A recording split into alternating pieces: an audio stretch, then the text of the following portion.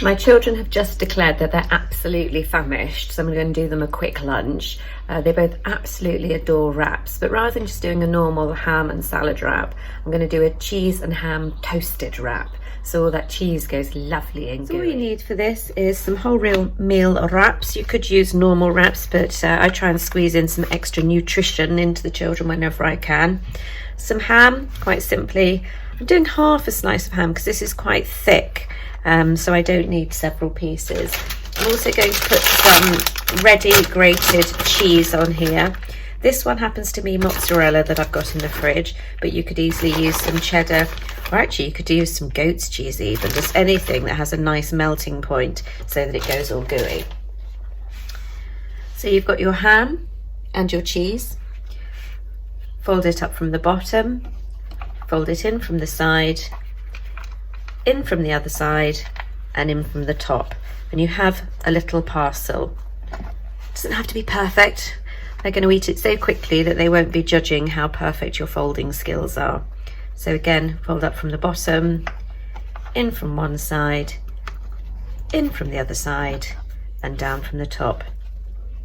These want to ping open at the moment because the wraps are lovely and fresh, but as soon as we put them into the pan, they seem to sort of stick into that sort of envelope shape, so they're delicious when they're eaten. They're not tricky to eat at all. You get little parcels of cheesy, gooey ham loveliness. I've got a griddle pan here, so it will leave those lovely lines on the sides of the wraps. If you don't have a griddle pan, don't worry about it, just use a normal frying pan. I've got the tiniest amount of oil in there, literally 1/4 of a teaspoon. Popped it in, and then I've just wiped it over the whole base with some kitchen roll.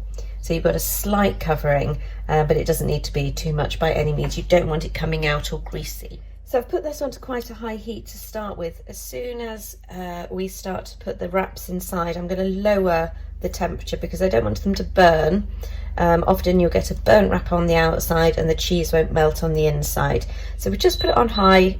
Oh, my oven didn't like me doing that. I'm just going to put it on high to start with to get that pan warm. Yeah, I can feel it starting. I'm not touching it. I can just feel the heat coming up from it. That's getting to a nice temperature now. So I'm going to turn that down to a medium heat, 4 or 5, and then I'm going to put the wraps in. And we'll just keep them on a medium heat for about 4 or 5 minutes. These have been cooking for a few minutes now, and I can tell that the cheese is starting to melt because we're starting to get some little steam coming from these pockets. So I'm just going to flip them over. If you can, use a plastic utensil for flipping these over because you don't want to be scratching the bottom of your pan. Just going to apply a little bit of pressure to them so that they get that nice tight pocket feel to them.